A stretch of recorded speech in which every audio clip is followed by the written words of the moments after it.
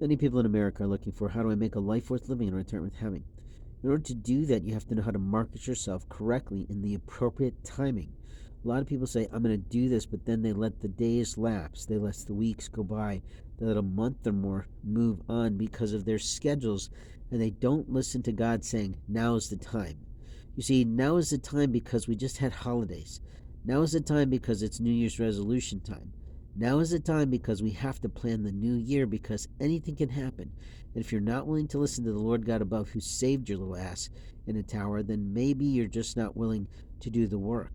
You see, working with God is always better than working with a human. Now, why do you think that might be? That is the truth because God knows everyone and everything. He knows everybody. Now, if that doesn't make sense to you, I don't know what the hell you think about God. Because God is one of those omnipresent, omnipotent, and omniscient beings. And openly, if you haven't understood the energy of the Lord is all about love and light. The energy of the Lord is never about darkness, hate, mutilation, molestation, shaving people without consent, playing around with their body, playing around with their records, playing around as if you're in charge of someone. You're never in charge of another human being.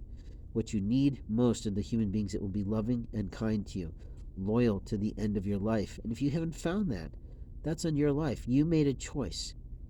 Every time you make a choice, it's a choice, and even when you don't choose, it's a choice. Some might say, well, you've made a choice to live in this area. No, actually, I haven't. I made the choice that I want to leave this area because of what the abominations to God that I've experienced since I've gotten here. I didn't sign up for somebody's program. I didn't sign up to be mutilated. I didn't sign up to be beaten down by some black child who doesn't know the rules of life.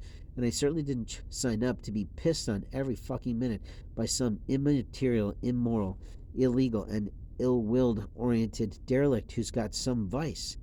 I have no vices except I'm enjoying Evie Pomporos a great deal, and I miss my expected, intended, potential wife. I waited 10 fucking years in celibacy for her to get her shit together, and she still hasn't gotten it together, or someone has so fucked her head with all this bullshit about me or someone else instead that she's lost it. I don't know what to say about that. I can't believe that God's plan has been so thwarted. Can you possibly imagine having to stand before Jesus and go, yep, I'm the guy who fucked up that marriage? Can you believe it? Whereas I've got to stand before God and say, well, yes, I did take a woman from her husband, but I wasn't planning to do that again, and openly, but I did it to save her life from an abusive alcoholic. Now, was that horrible? No. Was it miserable for her? No. Was it a life lesson for both of us? Absolutely. Did it last a long time? Hell yes. Probably longer than most people have ever been married.